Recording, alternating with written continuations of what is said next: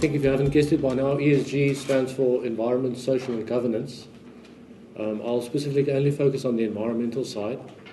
I think from an environmental point of view, we all know the saying, only leave footprints, and I think that comes close to defining what environmental sustainability means. But from a bigger perspective, it would mean that you wouldn't withdraw more resources from the earth than what it can sustain, and also not dump more waste on the globe than what it can carry. But I think that, in a very short definition, provides an overview of what the environmental term sustainability would mean.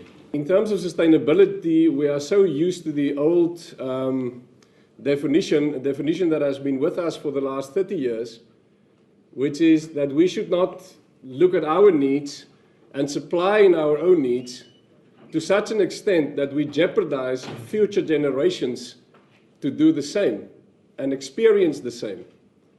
But I've got two questions about that. The one is, what is a need and when is it fulfilled? How do we define need? That's the one side of it. The other is, do we have any sense, if this definition is 30 years old and it's being sort of defined or formulated at a stage when we were not 6.7 billion people on this planet, much less.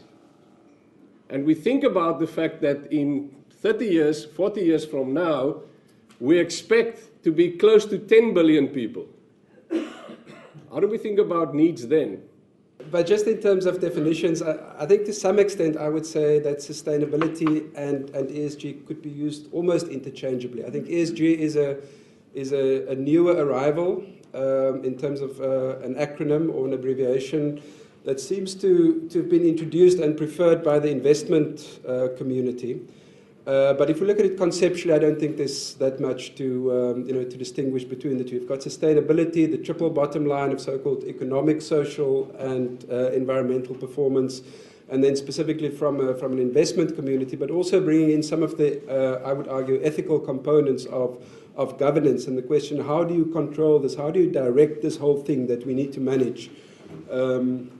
Has resulted in the G also becoming part of the acronym. It feels almost counterintuitive to move from sustainability to ESG, because something that has to be integrated all the time now, you start unpacking in so-called silos again.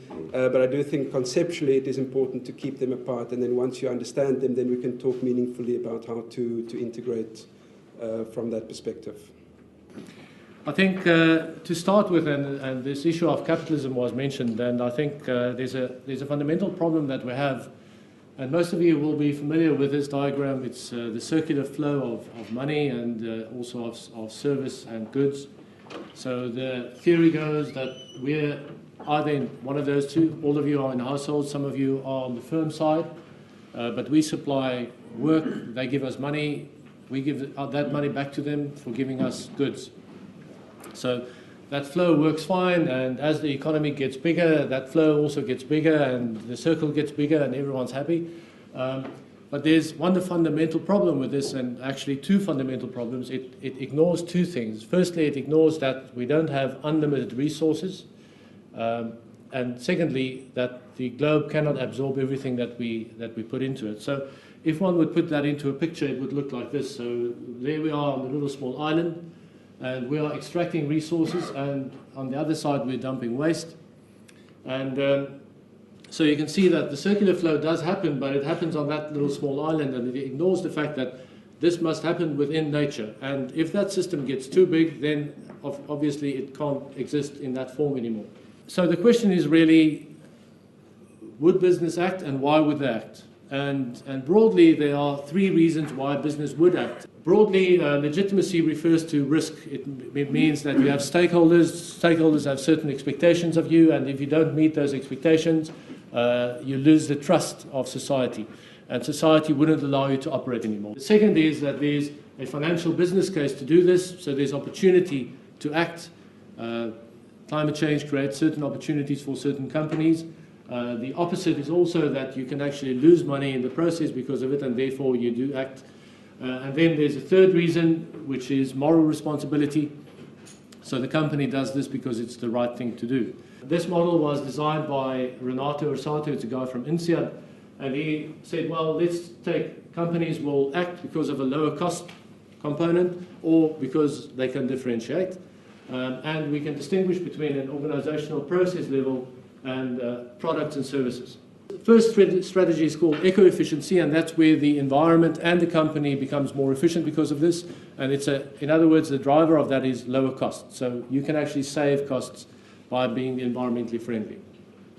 The second strategy is beyond compliance. So the law or the rule or certain guidelines or the GRI or someone would say, this is what we want you to do. Some companies would do the bare minimum and some companies would go beyond that. And the last strategy is called environmental cost leadership, and that's, to me, almost one of the sweet spots of this diagram. DuPont, for instance, when they produce paints for cars, they say, well, we want to produce both the cheapest paint, but we also want to produce the one with the least environmental impact. And if you can combine those two, then actually it's a very, very strong position to compete from. The question is really which model of capitalism would we follow forward? Do we follow a model which is just, it's inevitable that we're going to run out of resources, we're working against the clock with declining resources, and the greedy are trying to tap the last bit of blood from this dying system, if I can be that emotional about it maybe. Versus the alternative where we say, well, let's invest in something which is an alternative, which has bigger job creation opportunity, which we combine, which might in the short term be more expensive, but if we look at it over a longer term, it will be far cheaper. And maybe in conclusion, the issue of greed was mentioned, and what's the role of business and what would they do by themselves? It's those things that would make money. The question was, well, what can we do? We can put pressure on companies. We can stop buying the things which make an impact. And there's the sort of the problem, because most people aren't willing to do that. Most people aren't willing to put that additional problem onto the company. There is really tension in the social sphere because we sit with these two realities. On the one hand, we recognize what is happening on this side, that probably never before in human history have we experienced the level of progress, the technical efficiency, the understanding of our environment and our abilities to engage with it. Never before have we been in a position like we are. Never before have we been so globalized in terms of communication, in terms of markets, etc. And never before have we experienced such wealth and prosperity. And yet at the same time, if we look at the right-hand side of the same picture, look at population trends. We're in trouble. I've already alluded to the fact that we are already 6.7 billion people on this globe. We talk about the sustainability paradigm in terms of need, as well as storing something up for the future, and 3 billion people are expected to arrive still in some of us, this age, in terms of normal lifespan, if we can talk about that. The dilemma is that our problems and challenges are accumulating at a faster rate than our ability to come up with solutions. Where is this coming from? Modernity, I think, brought us the ability to almost like being in command, the ability to analyze, to understand, to gain knowledge. Modernity brought that to us. We sit with a worldview problem. We sit with a problem of disconnectedness, of distance. A problem in terms of which we have distanced ourselves from the very human communities that we form part of. That is the essence of what it means to be a human being, and the very life of the very earth from which we are dependent for our sustenance and our life. So we have a breakdown in value systems and bridging mechanisms. Bridging mechanisms, with that I mean the ability to restore that sense of connection. That sense of connection amongst us, and that sense of connection amongst us and what we are surrounded with in terms of our environment. So I would like to say that the sustainability crisis is a crisis of the human spirit. We need strategies, yes. We need new models, yes. We need governance, yes. there are a variety of interventions that we need. But the thing that we need most is the restoration of whom we deeply are as human beings. This is a spiritual crisis. It's a values crisis. Because we've lost the essence of what it means to be human. So where is the turnaround? If there is a turnaround, I think there are two things forthcoming from looking at this. The one is, it seems as if we are in a process where there is a global dialogue about what is a business all about. Yes, a business is a legal entity. A business can be defined in terms of its operations, in terms of its structures, in terms of its legalities. But there is another sort of view on business coming in. And that view is more and more a view that points in the direction of rediscover business as a socially embedded and interconnected human community. It is another expression of what it means to be a human community. The problem is too big for one particular institution to tackle. There is a lot of social unlearning and new learning that we will have to go through, and in the process we will have to find the partners that we can actually work together with, that we can communicate and dialogue with, and that we can sit around the table and absolutely reinvent society almost as we go along. So design solutions for a safer and more sustainable future through collaboration and co-creation, because no one single sector or no one single entity can actually go this alone. It seems to me that the first opportunity that we need to look at is to ask the question, what does it mean to liberate the potential that we have? What does it mean to become truly human again in terms of doing business? The second space, I think, the opportunity space that I think that we could look at is build social capital, and I think there are three sort of patterns forthcoming. The one is that businesses and other organizations seem more and more to realize the value of partnerships. The other is that bottom of the pyramid that I've referred to. And the bottom of the pyramid, or the base of the pyramid, is not there for exploitation.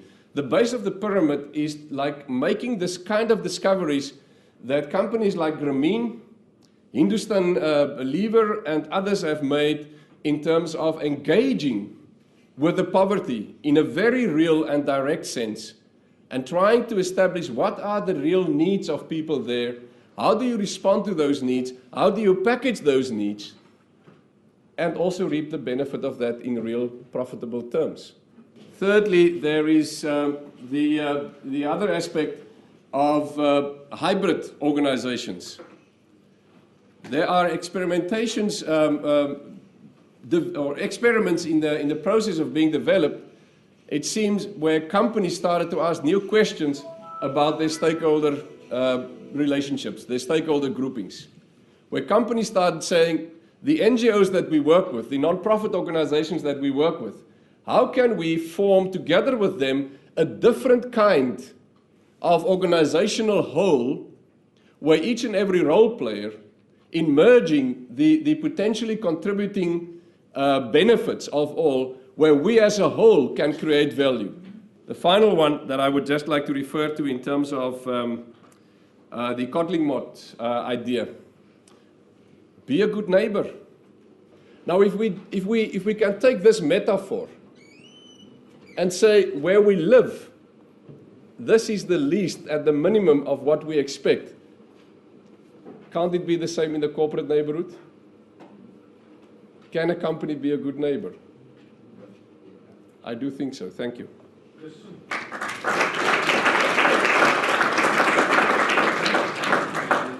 First of all, in terms of my perspective, when we talk about governance, and Arnold mentioned that before, it does go back fundamentally to ethical values. And the ones that are most often used or put forward as the key values for corporate governance or for governance in its entirety would be things like accountability, like transparency, and like honesty. And those, rather than specific laws or standards, should form the basis of governance within any sector, as far as I'm concerned. I'd also like to use this sort of visual just to make the point that should be a distinction between legal compliance and ethical behavior. In many cases, you would expect sort of the distinction between what's legal and illegal to be a fairly clearly defined line. Whereas when we start talking about what is right and what is wrong because of different contexts or backgrounds or cultures, people get sort of a little bit more confused. And then also the sort of the background of the slide, there's no clearly defined white or black or green and red boxes of this is right, this is wrong. There's a gray area. We need to acknowledge it. We need to negotiate that, especially if we talk about a global environment. Looking at sort of this issue of ESG opportunities for organizations and moving slightly away from perhaps the doomsday approach of, that we are really in a crisis, and I'm not denying for one moment that we're not, or that we are in that crisis. But just one or two examples perhaps that focus on the opportunities created. You might be familiar with the United Nations Principles for Responsible Investment.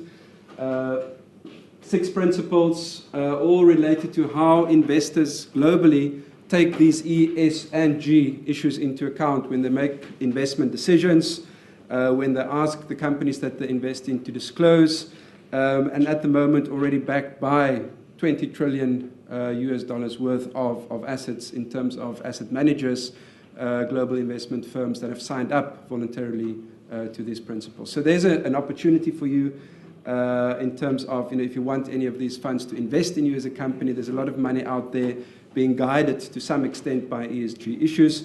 And of course, secondary to that, the reason why they do it is not because it gives them nice warm feelings about investing in it, but they do it because they see a link between performance in the environment or social or sound governance and financial performance. And finally, I mentioned integrated reporting, and mentioning our friend Mervyn King again. He's now also the deputy chair of the new International Integrated Reporting Committee that has been launched and chaired by the Private Secretary of the Prince of Wales. And they've got the task of trying to integrate financial and sustainability reporting.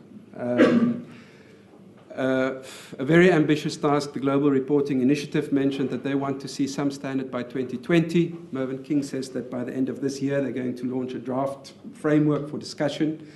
But clearly, it points again into sort of this area of integration, not only ESG, but also bringing it back to financial reporting, which links to opportunities. The fact that for most of us, let's be honest, sort of the business case or how I'm going to benefit from it, or is there money to be made, will be questions that people want answered. Let me conclude perhaps just with a final comment on sustainability. And again, when we defined it earlier this morning, I think I've seen certain trends over the years where many people, perhaps 20, 30 years ago, and this is based on reading, not necessarily my own experience, but used to refer to sustainability purely from a financial point of view. So if you saw, somebody saying, well, is this a sustainable company, yes or no? It basically meant, do we have enough money to survive? Are we going to be sustainable or will we go bust? Then the environment took over, and for a long time when we spoke about sustainability, it meant basically what are we doing for the environment? It was the greens, the tree huggers, whatever you wanted to call them, they took over. Then we saw sustainability in the integrated triple bottom line, economic, social, and environmental performance. And again, I think as a result of the global financial crisis, we're now starting to see all of those things coming together because of crises, non-financial crises like corruption or environmental disasters like we've seen in the Gulf of Mexico, etc., that has a real impact on the sustainability, integrated sustainability in the sense of financial survival, but also of the planet. And I think those are the challenges for us moving forward. Thank you very much.